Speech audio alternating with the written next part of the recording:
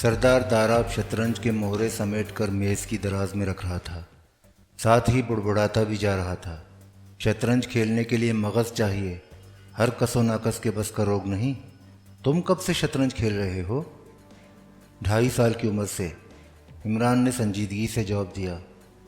نہیں، میں نے تو سنا ہے کہ تم بساط بغل میں دبائے ہوئے پیدا ہوئے تھے، سردار داراب نے برا سا منہ بنا کر کہا۔ سنی سنائی باتوں پر یقین کرنا قطعی حماقت ہے، عمران لہجے کی سنجیدگی برقرار رکھتا ہوا بولا۔ بچپن میں میں نے سینکڑوں ایسی باتیں سنی تھیں جو اب تک غلط ثابت ہو رہی ہیں۔ سردار داراب اسے چند لمحے گھورتا رہا، پھر بولا، کیا سر سلطان نے تمہیں یہ نہیں بتایا کہ میں کون ہوں؟ میں نے پوچھنے کی زحمت ہی نہیں گوارا کی، کیونکہ میں جانتا ہوں وہ 100% خالص سر سلطان ہیں۔ میرے متعلق میں کون ہوں؟ سردار داراب جھنجھلاہٹ میں اپنے سینے پر ہاتھ مارتا ہوا بولا۔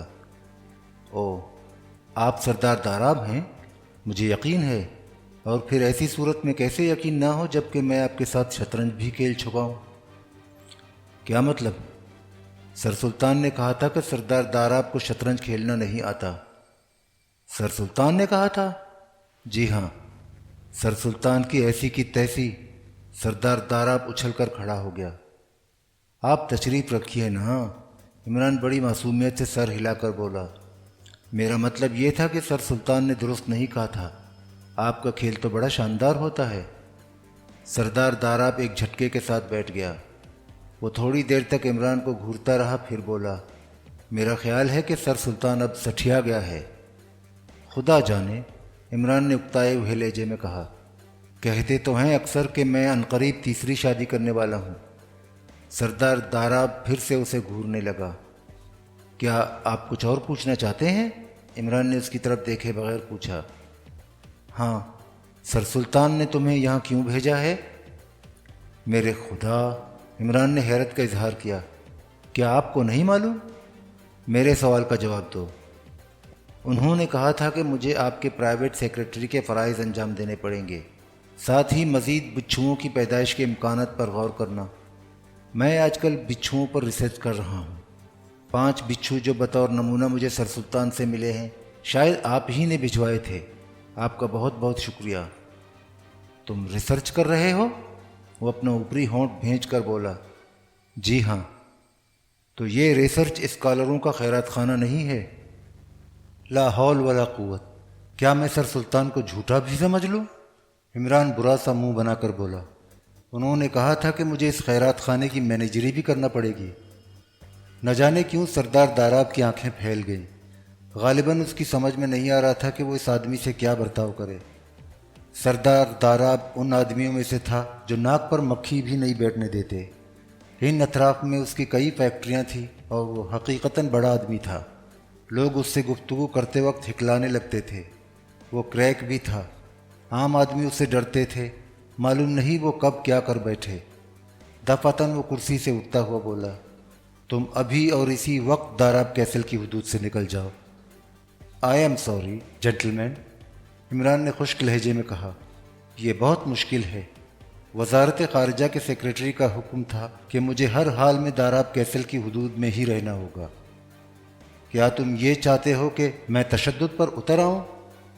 اللہ، عمران چھت کی طرف انگلی اٹھا کر بولا، بڑا مسبب الاسباب ہے۔ اگر سگار کے ڈبے سے بچھو برآمد ہو سکتے ہیں تو میرے سگریٹ کیس سے ہوائی جہاز۔ شٹ اپ، سردار داراب میز سے رول اٹھا کر دھاڑا۔ نکلو، 15 تاریخ کل گزر گئی، تمہارے داہنے ہاتھ میں ورم نہیں آ سکا، اب 28 تاریخ سے پہلے تمہاری کھوپڑی میں سوراخ بھی ہو سکتا ہے۔ سردار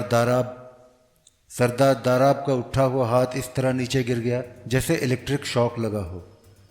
عمران خاموش ہو کر اس کے چہرے کا جائزہ لینے لگا، لیکن سردار داراب کا چہرہ کسی بے جان پتھر کی سل کی طرح سپاٹ نظر آ رہا تھا، ہر قسم کے تاثرات سے عاری۔ البتہ اس کی آنکھوں میں ایک معنی خیز سی چمک پیدا ہو گئی تھی۔ اس نے کچھ کہنے کے لیے ہونٹ ہلائے مگر پھر خاموش ہی رہا۔ اور سردار داراب صاحب، عمران ہاتھ اٹھا کر بولا، بچھوؤں کا مقصد صرف یہی تھا کہ 15 تاریخ کو آپ دستخط کرنے کے قابل نہ رہیں، لیکن اتفاق سے وہ تاریخ بعض دشواریوں کی بنا پر ٹل گئی تھی۔ اب 28 تاریخ کے لیے اگر بچھوؤں کا انتظام نہ ہو سکا تو रिवॉल्वर का ट्रिगर दबाने में कितनी मेहनत दरकार होगी। हो सकता है कि इस नामालूम आदमी या आदमियों को आपकी मौत या ज़िंदगी से कोई ख़ास दिलचस्पी ना हो। क्या मतलब? मतलब ये कि मकसद सिर्फ यही हो कि आप मुआहदे पर दस्तखत न कर सकें। सरदार दाराब एक तवील सांस लेकर बैठ गया। ठीक उसी वक्त एक दुबला पतला और दराज कद आदमी कमरे में दाखिल हुआ। हाँ, क्या बात है? सरदार दाराब उसे घूरता हुआ बोला। शिमाल मशरिक़ की तरफ रोशनी का एक हल्का सा धब्बा नजर आ रहा है जनाब। अच्छा। सरदार दाराब का लहजा किसी ऐसे नन्हे से बच्चे के लहजे से मुशाबह था जिसे कोई हैरतअंगेज इत्तला मिली हो। और जनाब, धब्बे से हल्के नीले रंग की शुआएं सी फूटती हुई नजर आ रही हैं। मगर तुम चांदनी रात में मुझे ऐसी कोई इत्तला दे रहे हो? सरदार दाराब कुछ सोचता हुआ बोला। क्या तुम्हें यकीन है कि इस दौरान में तुम्हारी बीनाई कमज़ोर नहीं हुई? मेरी बीनाई 100% महफूज है जनाब। फिर भी चांदनी रात में? आप खुद ही तकलीफ फरमा कर देख लें। हाँ, अच्छा चलो, सरदार दाराब उठता हुआ बोला। उसी के साथ इमरान भी उठा। तुम यहीं मेरा इंतज़ार करो, सरदार दाराब ने उससे कहा। आप कहाँ तशरीफ़ ले जाएंगे? इमरान ने पूछा। अपनी ऑब्ज़र्वेटरी में, मुझे सितारों से दिलचस्पी है। आहा, सितारे! मुझे भी उनसे इश्क है। सितारे? इमरान एक तवील सांस लेकर खामोश हो गया। मगर तुम यहीं बैठोगे। सरदार दाराब उसे दोबारा मुतनब्बे करता हुआ कमरे से चला गया। इमरान ने दाराब कैसल की हुदूद में दाखिल होते ही वो ऊंचा मीनार देखा था जिसे शायद ऑब्जर्वेटरी के तौर पर इस्तेमाल किया जाता था। वैसे उसकी साख्त हरगिज़ ऐसी नहीं थी जिससे उस पर ऑब्जर्वेटरी का गुमान भी हो सकता। इमरान चंद लम्हे कुछ सोचता रहा, फिर उठकर तवील राहदारी तय करता हुआ बैरूनी दरवाजे में आया। बाईं बाग पर चांदनी खेत कर रही थी। सरदार दाराब और उसके लंबे साथी के पैरों के नीचे रविश की बजरियां कड़कड़ा रही थीं। आवाज़ों से मालूम होता था कि उन्होंने अभी ज़्यादा फासला तय नहीं किया। बरामदे में रोशनी नहीं थी। इमरान खड़ा पलकें झपकाता रहा। वो सोच रहा था कि पूरी इमारत का जायज़ा लिए बगैर काम शुरू करना दुरुस्त नहीं होगा, लेकिन रात को ये काम करीब करीब नामुमकिन था। फिर वैसे लंबा आदमी उसे काबिल एतमाद नहीं मालूम हुआ था। उसकी छठी हिस्स ने उसे पहली ही नज़र में आगाह कर दिया था। बज़ाहिर उसके चेहरे पर मिस्कीनियत के आसार मौजूद थे और बादिल नज़र में वो एक बरखुरदार किस्म का आदमी मालूम होता था। मगर उसकी आंखें, जो पल भर के लिए इमरान को अपने असल रूप में नज़र आई थी, कुछ और कह गई थी। उनकी हालत उस वक्त बदली थी जब दाराब ने चांदनी रात में आसमान पर किसी रोशन धब्बे की मौजूदगी पर हैरत का इजहार किया था। इमरान गैर इरादी तौर पर ऑब्जर्वेटरी की तरफ चल पड़ा, लेकिन उसकी रफ्तार तेज़ थी। वो रविश की बजाय घास के कतों पर बेआवाज़ चल रहा था। जल्द ही फिर उसे उन दोनों के कदमों की आवाज़ें सुनाई देने लगीं। फिर यकबयक ऐसा मालूम हुआ जैसे वो रुक गए हों। इमरान फूलदार झाड़ियों की ओट में था और वो भी अपने अंदाजे के मुताबिक उसी जगह रुका था जहां उन दोनों के कदमों की आवाज़ें ख़त्म हुई थीं। ये कैसी आवाज़ थी? उसने सरदार दाराब को कहते सुना। पता नहीं जनाब, दूसरे आदमी ने कहा। मेरे ख्याल से कुछ होगा। सन्नाटे में मामूली आवाज़ें भी काफ़ी फैलाव इख्तियार कर लेती हैं। अब मसलन झींगर की आवाज़ ले लीजिए। एक नन्हा सा कीड़ा, लेकिन उसकी आवाज़ सन्नाटे में मीलों तक फैलती हुई मालूम होती है। मैंने तुमसे ये कब कहा था कि इतनी सी बात पर इतनी लंबी चौड़ी मिसाल दे डालो? दाराब घुर्राया। मैं माफ़ी चाहता हूँ जनाब। दूसरी आवाज़ आई। मैं आगे नहीं जाऊँगा। आपकी मर्ज़ी जनाब। चांदनी कितनी शफाफ है, दाराब बड़बड़ाया। यकीनन तुम्हारी आंखें ख़राब हो गई हैं या फिर दूरबीन ही में कोई ख़राबी आ गई है। हो सकता है जनाब, दूसरे आदमी की आवाज़ आई। फिर तुमने मुझे क्यों तकलीफ़ दी? दाराब झुंझला गया। मैंने अपना ख्याल ज़ाहिर किया था जनाब। खुद देखने के बाद या आप उसे तस्लीम करते या तरदीद कर देते। अच्छा जाओ। इमरान ने सिर्फ एक आदमी के कदमों की आवाज़ें सुनी, लेकिन सिमत बता रही थी कि वो दाराब के कदमों की आवाज़ें नहीं हो सकती, क्योंकि उनका रुख ऑब्जर्वेटरी की तरफ था। इमरान सोच रहा था कि आखिर दाराब वहीं क्यों रुक गया है। 1 मिनट गुजर गया। दूसरे आदमी के कदमों की आवाज़ें बहुत दूर से आ रही थीं, लेकिन सरदार दाराब अभी तक वहीं जमा खड़ा था। झाड़ियाँ घनी थीं और इमरान दूसरी तरफ नहीं देख सकता था। चूँकि उसने दूसरे के कदमों की आवाज़ सुनी थी, اسی بنا پر یہ خیال تھا کہ سردار داراب ابھی وہیں موجود ہے، لیکن پھر اسے اپنا یہ خیال احمقانہ معلوم ہونے لگا۔ ہو سکتا ہے اس بار داراب بھی گھاس کے خطوں سے گزرتا ہوا عمارت کی طرف چلا گیا ہو، جیسے کہ خود عمران یہاں تک آیا تھا۔ اس نے جھاڑیوں میں ہاتھ ڈال کر انہیں راستہ سے ہٹایا اور اس خیال کی تائید ہو گئی، سردار داراب حقیقتاً وہیں موجود تھا۔ دفعتاً اس نے چیخ کر کہا، میں نے دیکھ لیا ہے۔ پہلے تو عمران سٹپٹا گیا، لیکن غور سے دیکھا تو سردار داراب کا رخ جھاڑیوں کی طرف نہیں تھا۔ اب پھر پہلے ہی کا سناٹا سا طاری ہو گیا تھا۔ سردار داراب اپنی جگہ سے نہ ہٹا۔ کئی منٹ گزر گئے، لیکن سچویشن میں کوئی تبدیلی نہیں ہوئی۔ آخر عمران نے آہستہ سے کہا، سردار داراب، آپ عقل مندی سے کام نہیں لے رہے؟ کیا؟ سردار داراب اچھل کر مڑا۔ کب تک یہاں کھڑے رہیے گا؟ کون ہے؟ Ali Imran, MSc PhD آکسن۔ سردار داراب اب جھپٹ کر جھاڑیوں میں گھس پڑا۔ تم یہاں کیا کر رہے ہو؟ جو کچھ کرنے کے لیے آیا ہوں، عمران نے خشک لہجے میں کہا۔ کیا یہاں اس طرح تنہا کھڑے رہنا حماقت نہیں ہے؟ حماقت؟ سردار داراب غرایا۔ تم بالکل بدتمیز ہو۔ کیا تمہیں گفتگو کا سلیقہ نہیں ہے؟ قطعی نہیں ہے، کیونکہ میرا باپ بھی آپ ہی کی طرح چڑچڑا اور بد دماغ ہے۔ اس نے کبھی سنجیدگی سے میری تربیت نہیں کی۔ اور بس اب اس بات کو یہیں ختم کر دیجیے۔ آپ کو وہم ہوا تھا، وہ آپ کے کسی دشمن کی آواز نہیں تھی۔ خواہ مخواہ یہاں سردی میں کھڑے رہ کر نزلہ زکام مول نہ لیجیے۔ داراب چند لمحے بے حس و حرکت کھڑا رہا، پھر عمارت کی طرف چلنے لگا۔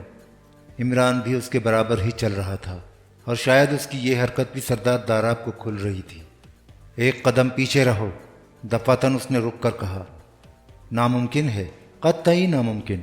میں بھی کریک ہوں۔ بھی کا کیا مطلب؟ سردار داراب اب جھلا گیا۔ کیا میں کریک ہوں؟ جی ہاں، مگر مجھ سے کمتر درجے کے۔ مجھ سے بڑا کریک پچھلی 5-6 صدیوں سے پیدا ہی نہیں ہوا۔ میں تمہیں زندہ دفن کرا دوں گا، سمجھے؟ سمجھ گیا۔ اور یہ کام آپ صبح سے پہلے نہیں کریں گے، اس لیے چلتے رہیے، آپ کو نیند بھی آ رہی ہوگی۔ سردار داراب ہونٹوں ہی ہونٹوں میں کچھ بڑبڑاتا آگے بڑھ گیا۔ عمران نے اس بار اس کے برابر پہنچنے کی کوشش نہیں کی۔ برآمدے میں پہنچ کر سردار داراب پھر رک گیا۔ ٹھہرو، اس نے عمران کو مخاطب کیا، جو اندر جانے کے لیے دروازے کی طرف بڑھ رہا تھا۔ عمران رک گیا اور سردار داراب بولا، تمہیں سر سلطان نے بھیجا ہے؟ کیا اب مجھے خدا کو حاضر ناظر جان کر بیان دینا پڑے گا؟ نہیں، میرے ساتھ آؤ۔ سردار داراب اس کا ہاتھ پکڑ کر کھینچتا ہوا بولا، میں چل رہا ہوں۔ عمران نے سر ہلا کر کہا۔ سردار اسے ایک کمرے میں لایا اور کرسی کی طرف اشارہ کرتا ہوا بولا، بیٹھ جاؤ۔ پھر اس میز کی جانب بڑھا جس پر فون رکھا ہوا تھا۔ اس نے ریسیور اٹھا کر ایکسچینج کا نمبر ڈائل کیا۔ Hello exchange, long distance. پھر اس نے سر سلطان کے لیے ٹرنک کال بک کرائی۔ لائن فوراً ہی کلیئر مل گئی تھی، اس لیے سر سلطان سے رابطہ قائم کرنے میں دیر نہیں لگی۔ میں ہوں داراب، سردار داراب نے غصیلے لہجے میں کہا۔ پھر عمران کے چہرے پر نظریں جمائے ہوئے سنتا رہا۔ بار بار اس کی بھویں تن کر ڈھیلی پڑ جاتی تھیں۔ پھر اس نے عمران کو گھور کر کہنا شروع کیا، رنگت گوری، چہرہ گول، تھوڑی میں خفیف سا گڑھا، آنکھیں بڑی، ہونٹ بھرے ہوئے، یعنی فل لپس۔ ہاں ہاں، قد متوسط سے کچھ زیادہ اچھا۔ ہاں، مگر میں اسے گولی مار دوں گا، مجھے بات بات پر غصہ دلاتا۔ نو شٹ اپ، وہ حلق پھاڑ کر دھاڑا۔ شاید ایکسچینج سے 3 منٹ پورے ہو جانے کا اعلان کیا گیا تھا۔ بہرحال وہ پھر چیخا، سردار داراب بول رہا ہے، مت ٹوکو ایڈیٹ۔ ہاں سر سلطان۔ اچھا اچھا، وہ عمران کی طرف دیکھ کر بولا، چلو ادھر آؤ۔ عمران اٹھ کر میز کے قریب آیا اور داراب نے ریسیور اس کی طرف بڑھا دیا۔ یس سر، عمران نے ماؤتھ پیس میں کہا۔ تم وہاں کیا کر رہے ہو؟ دوسری طرف سے سر سلطان کی آواز آئی۔ فی الحال صبر کر رہا ہوں، اور یہ کہ جب یہاں سے واپس آؤں گا تو مجھے اپنی کھوپڑی کھلوا کر دیکھنا پڑے گا کہ باقی کچھ بچا ہے یا صرف کھوپڑی کی واپسی ہوئی ہے۔ عمران، سنجیدگی سے کام کرو۔ سنجیدگی سے جہاں کام ہوتا ہے اس محکمے کا سپرنٹینڈنٹ کیپٹن فیاض ہے، لہٰذا بکواس نہیں۔ تم سردار داراب کو غصہ دلائے بغیر بھی کام کر سکتے ہو۔ میرا کیریئر تباہ ہو گیا ہے جناب، عمران نے مغموم لہجے میں کہا۔ جب سے یہاں آیا ہوں خواہ مخواہ چڑچڑانے کو دل چاہتا ہے۔ مجھے خوف ہے کہ کہیں بالکل ہی برباد نہ ہو جاؤں۔ ختم کرو، ہو سکتا ہے کہ یہ معاملہ براہ راست محکمہ خارجہ سے تعلق رکھتا ہو۔ غالباً تم سمجھ گئے ہوگے۔ جی ہاں، آپ مطمئن رہیے، کام آپ کے حسب منشا ہوگا، مگر وگر کچھ نہیں۔ بس دوسری طرف سے آواز آئی، آپ کو کچھ کہنا ہے؟ عمران نے ماؤتھ پیس پر ہاتھ رکھ کر سردار داراب سے پوچھا۔ نہیں۔ ہیلو، اور کچھ کہنا ہے آپ کو؟ نہیں، ڈھنگ سے کام کرو۔ شب بخیر، عمران نے کہا اور ریسیور رکھ دیا۔ اب وہ سردار داراب کی طرف اس انداز میں دیکھ رہا تھا جیسے وہ حقیقتاً خپتی ہو۔ سردار داراب اب کچھ سوچ رہا تھا۔ کچھ دیر بعد اس نے میز پر رکھی ہوئی گھنٹی بجائی۔ ایک نوکر کمرے میں داخل ہوا اور سردار داراب نے عمران کی طرف اشارہ کرتے ہوئے اس سے کہا، انہیں ان کے کمروں میں لے جاؤ۔ عمران شب بخیر کہتا ہوا نوکر کے ساتھ ہو لیا۔ دوسری صبح عمران نے کام شروع کر دیا۔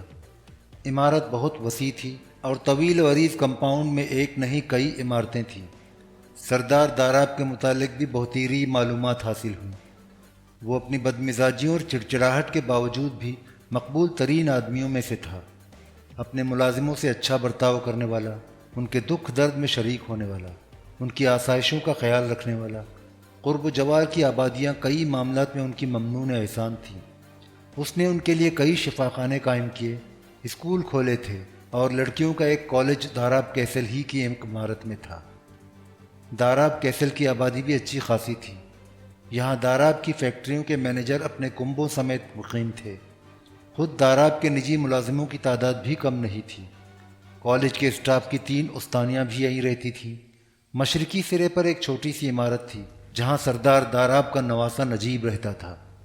وہ امریکہ سے پلاسٹک سرجری کی ٹریننگ لے کر آیا تھا اور اب یہاں پلاسٹک سرجری کی ایک بڑی تجربہ گاہ کے قیام کے امکانات پر غور کر رہا تھا۔ فی الحال اس نے مشرقی سرے والی عمارت میں معمولی پیمانے پر ایک مختصر سی تجربہ گاہ ترتیب دے لی تھی۔ اسی عمارت کے ایک حصے میں وہ رہتا بھی تھا۔ اس کے متعلق عمران کو معلوم ہوا تھا کہ سردار داراب اسے بالکل پسند نہیں کرتا۔ ان کے تعلقات بھی خوشگوار نہیں تھے، لیکن سردار اس سے اتنا بیزار بھی نہیں تھا کہ اسے داراب کیسل کی حدود سے ہی نکال دیتا۔ عمران نے ڈاکٹر نجیب سے بھی تھوڑی دیر گفتگو کی تھی اور اس نتیجے پر پہنچا تھا کہ وہ خود سردار داراب کی طرف سے برے خیالات نہیں رکھتا۔ ڈاکٹر نجیب ایک صحت مند مگر معمولی شکل و صورت کا آدمی تھا۔ ہڈیاں چوڑی اور قوی مضبوط اعضاء، لیکن ذہنی اعتبار سے وہ عمران کو مریض ہی نظر آیا، کیونکہ پلاسٹک سرجری ہر وقت اس کے سر پر سوار رہتی تھی۔ سردار کے مینیجروں میں 3 غیر ملکی بھی تھے، ایک جرمن، ایک ڈچ اور ایک جاپانی۔ ان میں سے ابھی صرف ایک ہی کو عمران دیکھ سکا تھا۔ یہ چھوٹے قد کا منحنی سا جاپانی مسٹر لیبوک تھا۔ ان تحقیقات کے دوران میں عمران نے یہ بات بھی محسوس کی کہ بچھوؤں والے واقعے کا علم کسی کو بھی نہیں تھا۔ دوپہر کو پھر سردار داراب نے اسے طلب کیا۔ یہ وہی کمرہ تھا جہاں پچھلی رات دونوں شطرنج کھیلتے رہے تھے۔ اس نے عمران کو نیچے سے اوپر تک دیکھا، کیونکہ عمران اس وقت ٹیکنی کلر میں تھا، یعنی سبز کوٹ، سرخ پتلون اور زرد قمیص میں۔ ٹائی سفید تھی، ہاتھوں میں ہلکے سے سفید دستانے بھی تھے۔ تم صبح سے کیا کرتے پھر رہے ہو؟ داراب نے گھورتے ہوئے پوچھا۔ میں صبح سے صبر کرتا پھر رہا ہوں۔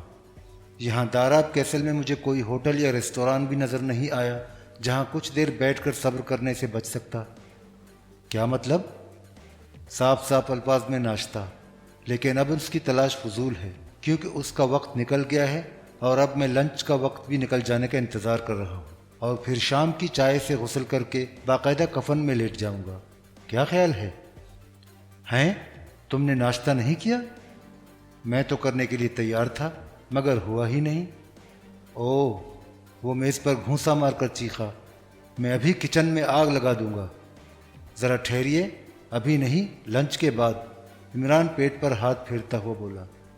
سردار داراب نے میز پر رکھی ہوئی گھنٹی بجائی۔ ایک ملازم اندر آیا۔ جواد سے کہہ دو ان کا کھانا میری میز پر لگایا کرے۔ جاؤ۔ ملازم کے جاتے ہی عمران دونوں ہاتھوں سے سر پکڑ کر کراہنے لگا۔ کیا بات ہے؟ بات کیا ہے؟ اب زندگی کی رہی صحیح امید بھی ختم ہو گئی۔ یہ بڑا ظلم ہے سردار صاحب۔ کیا بکواس کر رہے ہو تم؟ مجھ سے صاف صاف گفتگو کیا کرو۔ صاف صاف؟ میرا کھانا بھی آپ کی میز پر لگے گا؟ یعنی میں کھاؤں گا تمہارا کھانا؟ سردار خلاف توقع مسکرایا۔ میں تمہارے دونوں کان کھینچ کر تھپڑ لگاؤں گا صاحبزادے، اور تمہارا حلیہ بگڑ جائے گا۔ میں ڈاکٹر نجیب سے مدد حاصل کر کے پہلے سے بھی زیادہ خوبصورت ہو جاؤں گا۔ ڈاکٹر نجیب؟ بوڑھا سنجیدہ ہو گیا۔ کیا تم اس سے مل چکے ہو؟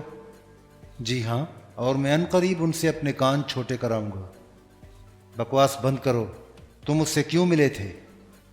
میں داراب کیسل کی حدود میں رہنے والے ہر آدمی سے مل رہا ہوں۔ کیا آپ یہ سمجھتے ہیں کہ وہ بچھو کہیں باہر سے آئے تھے؟ سردار اب کچھ سوچنے لگا۔ عمران خاموشی سے اس کے چہرے کا اتار چڑھاؤ دیکھ رہا تھا۔ آخر سردار نے سر اٹھا کر کہا، اگر یہ سب کچھ یہیں کے کسی آدمی کی حرکت ہے تو مجھے شرم سے ڈوب مرنا چاہیے۔ کیوں؟ اس کا یہ مطلب ہے کہ میرا رویہ یقینی طور پر دوسروں کے لیے تکلیف دہ ہے، ورنہ ان میں سے کوئی میرا دشمن کیوں ہو جاتا؟ کٹ اٹ آؤٹ، عمران ہاتھ اٹھا کر بولا۔ اب آپ شاید اخلاقیات پر غور کریں گے۔ تم گدھے ہو۔ سردار کو اب سچ مچ غصہ آ گیا، لیکن عمران کی زبان بھی چل پڑی۔ میں بھی آپ ہی کی طرح انتہائی سانپ گو آدمی ہوں، اس لیے آپ برا تو مان سکتے ہیں لیکن غصے کا اظہار نہیں کر سکتے۔ آپ کو اپنا رویہ شریفانہ ہی رکھنا چاہیے۔ آپ یہی کہنا چاہتے تھے نا کہ مجھ جیسے گوتم بدھ سے دشمنی رکھنے کا مطلب یہی ہو سکتا ہے کہ مجھے اور زیادہ گوتم بدھ بننا چاہیے، لیکن میں یہاں اس لیے نہیں بھیجا گیا کہ آپ کو اور زیادہ شریف بنتے دیکھ کر خوشی کا اظہار کروں۔ کیا سمجھے آپ؟ سردار داراب اس طرح منہ کھولے بیٹھا تھا جیسے دنیا کا 8واں عجوبہ اس کے سامنے آ گیا ہو۔ عمران بولتا رہا، آپ غالباً یہ کہنا چاہتے ہیں کہ یہاں کیسل کی حدود میں کوئی آدمی آپ کا دشمن نہیں ہو سکتا، لیکن میں آپ سے سوال کروں گا کہ آپ پچھلی رات ہوا سے کیوں لڑ رہے تھے؟ اس لمبے آدمی کے ساتھ آبزرویٹری تک جانے کی بجائے راستے ہی سے کیوں ہٹ آئے تھے؟ عمران خاموش ہو گیا۔ سردار داراب اسے خاموشی سے گھورتا رہا، پھر بولا، بک چکے ہو یا بھی اور بکو گے؟ اس کا فیصلہ آنے والے لمحات کریں گے۔ عمران اس طرح اکڑ کر بولا جیسے ابھی تک زبان کی بجائے تلوار چلا رہا ہو۔ میرا خیال ہے کہ بعض لوگ یہاں میرے دشمن ہو سکتے ہیں۔ سردار داراب نے ایک طویل سانس لے کر کہا۔ ٹھیک، اب آئے ہیں آپ راہ پر۔ عمران جیب سے نوٹ بک نکالتا ہوا بولا، ٹھہرو، مگر میں کسی کا نام نہ لوں گا کیونکہ یہ محض شبہ ہے، ثبوت نہیں رکھتا۔ آپ ڈرپوک ہیں جناب، عمران نے چڑھانے کے سے انداز میں کہا۔ تم بےہودہ ہو، سردار داراب دھاڑا۔ میں کب کہتا ہوں کہ بےہودہ نہیں ہوں؟ عمران نے سنجیدگی سے کہا۔ خدا ایک مضبوط دل عطا کرے، خواہ دولت سے محروم رکھے۔ ارے تم اپنی ہی ہانکتے رہو گے یا میری بھی سنو گے؟ سردار اس انداز میں بولا جیسے اپنا سر پیٹ لینے کا ارادہ رکھتا ہو۔ کیا سنوں؟ آپ یہی فرمائیں گے کہ مہاتما گوتم بدھ کسی کے خلاف شبہ ظاہر کرنا بھی گناہ سمجھتے تھے؟ سردار داراب یک لخت خاموش ہو گیا۔ اس نے کچھ کہنے کی کوشش کی تھی لیکن جھنجھلاہٹ کی زیادتی الفاظ کی ترتیب میں حارج ہوئی اور وہ کچھ نہ بول سکا۔ جناب والا، عمران کچھ دیر خاموش رہ کر بولا، اگر آپ کو یہی کرنا تھا تو معاملے کو کیوں آگے بڑھایا تھا؟ سر سلطان سے مدد حاصل کرنے کی کیا ضرورت تھی؟ محض اسی لیے کہ پوری تحقیق کیے بغیر اس معاملے کو پولیس کے ہاتھ میں نہیں دینا چاہتا تھا۔ آپ سچ مچ گوتم بدھ ہیں، عمران سر ہلا کر بولا، لیکن جب تک آپ کسی پر شبہ نہ ظاہر کریں گے میں کچھ نہیں کر سکتا۔ میرے کچھ اصول ہیں، ان پر سختی سے کاربند ہوں۔ سردار داراب نے کچھ دیر بعد کہا۔ پھر میں کیا کروں؟ آپ ہی کچھ بتائیے، عمران اس کی آنکھوں میں دیکھتا ہوا بولا۔ بچھو رکھنے والے کو تلاش کرو، میرے خیال سے ایک طریقہ بہترین رہے گا۔ عمران نے کچھ سوچتے ہوئے سر ہلا کر کہا۔ کیا؟ میں ایک اشتہار شائع کرا دوں کہ جس نے بھی سگار کیس میں بچھو رکھے تھے دوبارہ کوشش کرے۔ پہلا انعام مبلغ 500 رہے، دوسرا انعام 250، تیسرا انعام 125، سب سے زیادہ حل بھیجنے پر چوتھا انعام مبلغ۔ لیکن جملہ پورا ہونے سے پہلے ہی سردار داراب کمرے سے نکل گیا۔ دوپہر کے کھانے کی میز پر سردار داراب سے دوبارہ ملاقات یقینی تھی۔ عمران سمجھا تھا کہ میز پر تنہا ہوگا، لیکن وہاں اسے کئی افراد نظر آئے تھے۔ شاہدہ، اس کی سہیلی بلقیس اور وہ بوڑھا جو پچھلی شام سردار داراب کے ساتھ تھا۔ عمران کو دیکھ کر دونوں لڑکیاں مسکرائیں اور ان کی آنکھوں سے شرارت جھانکنے لگیں۔ سردار داراب نے صرف ایک بار سر اٹھا کر اس کی طرف دیکھا تھا۔ کھانا نہایت خاموشی کے ساتھ ختم ہوا۔ عمران نے ان میں سے کسی کو بھی بولتے نہیں سنا تھا۔ کھانے کے بعد سردار داراب اٹھ گیا اور دوسرا بوڑھا بھی اس کے ساتھ ہی ڈائننگ روم سے چلا گیا۔ بلقیس اور شاہدہ بیٹھی رہیں۔ اچانک عمران نے شاہدہ کو مخاطب کیا، سردار داراب آپ کے کون ہیں؟ آپ سے مطلب؟ بلقیس بول پڑی، جب میں آپ سے گفتگو شروع کروں تب مطلب پوچھیے گا۔ اس جواب پر شاہدہ بھنا گئی اور تلخ لہجے میں بولی، میں آپ کا جغرافیہ سمجھنے سے قاصر ہوں۔ جغرافیہ کے چند موٹے موٹے اصول یاد رکھیے تو یہ دشواری کبھی پیش نہ آئے۔ عمران نے ہماتن خوش اخلاق بنتے ہوئے کہا، میں چونکہ خط استوا سے کافی فاصلے پر واقع ہوا ہوں اس لیے سال بھر ٹھنڈا رہتا ہوں، اور میری اپر چیمبر چونکہ سطح سمندر سے زیادہ اونچی نہیں ہے اس لیے وہاں برف جمنے کا امکان کم رہتا ہے۔ باپ موجود ہے لیکن صورت سے آپ کو یتیم معلوم ہوتا ہوں گا۔ ویسے میں اتنا کامچور ہوں کہ مجھے حقیقتاً بحر الکائل میں واقع ہونا چاہیے تھا۔ اب آپ بتائیے کہ ڈویل ڈرم کسے کہتے ہیں؟ بلقیس منہ دبائے ہنسی روکنے کی کوشش کر رہی تھی۔ شاہدہ کے ہونٹوں پر کبھی ایک بے ساختہ قسم کی مسکراہٹ نظر آتی اور کبھی پیشانی پر سلوٹیں پڑ جاتی۔ عمران خاموش ہو کر احمقانہ انداز میں انہیں گھورتا رہا، پھر بولا، میں ایک پرائیویٹ سراغ رساں ہوں۔ ہیں؟ دونوں کی زبان سے بیک وقت نکلا اور ان کی آنکھیں حیرت سے پھیل گئیں۔ کیوں؟ کیا پرائیویٹ سراغ رساں ہونا بری بات ہے؟ عمران مسکرا کر بولا، لیکن پھر بھی لڑکیوں سے کوئی جواب نہ ملا۔ چند لمحے جواب کا انتظار کر کے عمران پھر بولا، میرا خیال ہے کہ سردار کے علاوہ صرف آپ دونوں اس واقعے سے واقف ہیں۔ کس واقعہ سے؟ شاہدہ نے پوچھا۔ بچھوؤں والا واقعہ؟ جی ہاں، ہم دونوں۔ کیوں؟ بلقیس بولی، میرا خیال ہے کہ آپ دونوں کو سردار داراب سے ہمدردی بھی ہوگی۔ آپ اس گفتگو کا مقصد بیان کیجئے، شاہدہ نے کہا۔ گفتگو ختم ہو جانے کے بعد، فی الحال اگر آپ میں سے کوئی ایک صاحبہ میرے سوالات کا جواب دیتی رہیں تو میں مشکور ہوں گا۔ لیکن آپ کو مشکور ہونے کی تکلیف کیوں دی جائے؟ کیونکہ سردار داراب کی زندگی خطرے میں ہے۔ کیا؟ شاہدہ بے ساختہ اچھل پڑی۔ جی ہاں، عمران مغموم انداز میں سر ہلا کر بولا، میں غلط نہیں کہہ رہا۔ ابھی تک آپ کی کوئی بات ہی سمجھ میں نہیں آئی، بلقیس نے کہا۔ غلط یا صحیح تو بات کی باتیں ہیں۔ میرا مطلب یہ ہے کہ سردار داراب سے کوئی بات معلوم کر لینا آسان کام نہیں ہے۔ ویسے یہ دوسرے صاحب کون تھے؟ لیمو نچوڑ، ہاں میں ہاں ملانے والے، بلقیس نے جواب دیا۔ یعنی وہ سردار صاحب کے کوئی عزیز نہیں ہیں؟ خیر، ہاں تو میں یہ کہہ رہا تھا کہ سردار صاحب سے کچھ معلوم کر لینا بہت مشکل ہے، لیکن میں جانتا ہوں کہ ایسے مواقع پر اس قسم کی عادتیں مہلک ثابت ہوتی ہیں۔ میں نہیں سمجھی، شاہدہ بولی۔ سردار داراب کسی پر شبہ ظاہر کرنے کے لیے تیار نہیں۔ آہا، ٹھیک ہے، شاہدہ نے سر ہلا کر کہا۔ بابا اپنے اس اصول پر سختی سے کاربند ہے کہ جب شبہ یقین کی حد تک بڑھ جائے اسی صورت میں شبہ کا اظہار کیا جائے، ورنہ نہیں۔ اور اگر یقین آنے سے قبل ہی ان کی گردن کٹ جائے تو؟ کیا بیکار باتیں کر رہے ہیں آپ؟ شاہدہ بگڑ گئی۔ میں بیکار باتیں نہیں کر رہا، آپ سے پوچھنا چاہتا ہوں کہ آپ کس پر شبہ کر رہی ہیں؟ میں کس پر شبہ کروں گی جبکہ اس حرکت کا مطلب ہی نہیں سمجھ سکی؟ پھر کسی نے مذاقاً ایسی حرکت کی ہوگی۔ کس کی مجال ہے جو بابا سے اس قسم کا مذاق کر سکے؟ پھر یہ چیز حیرت انگیز ہے یا نہیں؟ 100% حیرت انگیز ہے۔ مگر کیا؟ عمران اس کے چہرے کی طرف دیکھنے لگا۔ او، یوں ہی زبان سے نکل گیا تھا، میں کچھ اور نہیں کہنا چاہتی تھی۔ ڈاکٹر نجیب سے آپ کا کیا رشتہ ہے؟ وہ میرے پھوپھیزاد بھائی ہیں۔ او، تو آپ سردار صاحب کی پوتی ہیں، حالانکہ یہ لفظ مجھے قطعی ناپسند ہے۔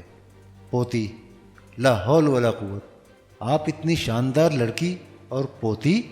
کیا تک ہے؟ پوتی، کتنی بار لاہور پڑھوں؟ خیر، لاہور ٹو دی پاور 200۔ آپ کیوں بے تکی بکواس کر رہے ہیں؟ آپ سراغ رساں تو کیا محکمہ سراغ رسانی کے کلرک بھی نہیں معلوم ہوتے؟ کیا بات کرتی ہیں آپ؟ عمران نے غصیلے آواز میں کہا۔ میں شرلاک ہومز ہوں۔ دونوں لڑکیاں مضحکہ اڑانے والے انداز میں ہنسنے لگیں۔ آپ لوگوں کو پچھتانا پڑے گا، عمران میز پر گھونسا مار کر بولا۔